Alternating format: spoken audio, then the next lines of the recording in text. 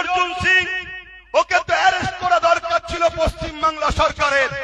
পশ্চিমবাংলা সরকার ওকে arrest করবে না কেন? ও তো টিএমসির লোক ছিল।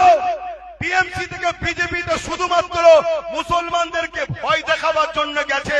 হাকিকাতের ভেতরটা এখনো টিএমসি আছে। কালজামের কুকুরটা আজকে অর্জুন সিং এর বিরুদ্ধে কেস করবে কি? অর্জুন সিং একটা মানবরূপী পশু ছাড়া দ্বিতীয় কিছু নয়। সে আপনাদের মানতে অসুবিধা আছে? মানবরূপী একটা পশু। ও সুরাতে সকলে দেখতে মানুষ, কিন্তু ওর খসলত, ওর আখলাক, ওর কথাবার্তা সবসময় হিংস্র। সবসময় কি করে দাঙ্গা লাগবে, ফিতনা হবে, বিদ্বেষী হবে। ওকে কখনো মানুষ ভাবা যায় না, একটা মানবরূপী পশু।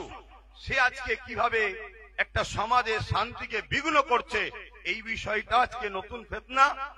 কেউ একজন বলবে ইসলাম নাকি রেপ করাকে পাপ নয় বলেছে। যার কথা ভাই বলতে গিয়ে রয়ে গেল, ও মূর্খ, ও জাহেল, ও মানবরূপী পশু। ওই অর্জুন সিং, ওকে তো অ্যারেস্ট করা দরকার ছিল পশ্চিমবাংলা সরকারের। পশ্চিমবাংলা সরকার ওকে অ্যারেস্ট করবে না কেন? ও তো টিএমসির লোক ছিল। টিএমসি থেকে বিজেপিতে শুধুমাত্র মুসলমানদেরকে ভয় দেখাবার জন্য গেছে। হাকিকাতের ভেতরটা এখনো টিএমসি আছে। কাল যদি ও আবার টিএমসিতে আসে, রাজ্য সরকার ওকে আবার নিয়ে নেবে। এতে আপনাদের কি অবিশ্বাস হয়?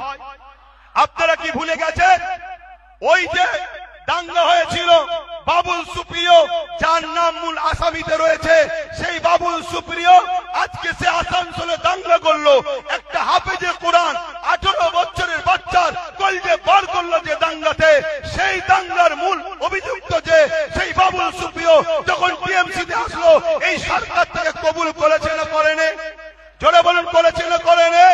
অথচ আমরা দেখতে পাচ্ছি এই সমাজের কোন একটা বোন, কোন একটা মেয়ে, মুসলিম মেয়ে আঞ্চলিক ভাষায় বলেছে মমতার স্বামী নেই। কি বলেছে? মমতার আঞ্চলিক ভাষায় স্বামীকে কি বলে? বলুন বলুন। ওটা শুনতে খারাপ লাগে বলে আমি বলছি না, কিন্তু যাকেই বলে চাল ভাজা তাকেই বলে খুদ ভাজা। তো ও বলেছে মমতার স্বামী নেই। এ কথাটা কোনো ভুল কি?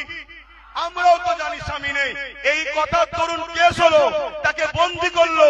যে বেঈমান মালাউনটা ওই মুসলিম মেয়েটাকে কেস করেছে, ওই বেঈমান মালাউন জাহান্নামের কুকুরটা আজকে অর্জুন সিং এর বিরুদ্ধে কেস করবে কি? জোরে বলুন, করবে কি? না। এরা একই বৃন্দে দুইটি কুসুম, জোড়া ফুল আর সিঙ্গেল ফুল। এরা দুজনে মিলেমিশে আছে। আমার কথা কি খারাপ লাগছে নাকি? আজকে উত্তর প্রদেশের নিয়ে প্রতিবাদ করছ, আজকে গাজাল নিয়ে কলকাতায় প্রতিবাদ করছ। ভালো জিনিস করো, কিন্তু এই বাংলায় যখন মানুষের ঘর বানা হয়, ইফতারকে ফেলে দেওয়া হয়, কল তুলে নেওয়া হয়, কেস দেওয়া হয়, মিথ্যা মামলা দেওয়া হয়, গেজার কেস দেওয়া হয়, তার বিরুদ্ধে আন্দোলনটা কবে করবে? করছি ভালো কথা, কিন্তু এই বাংলায় যখন কেউ বলে কোরআন মিটে যাবে, শেষ হয়ে যাবার, উন্নতি মিটবে না, তার আন্দোলনটা কবে হবে?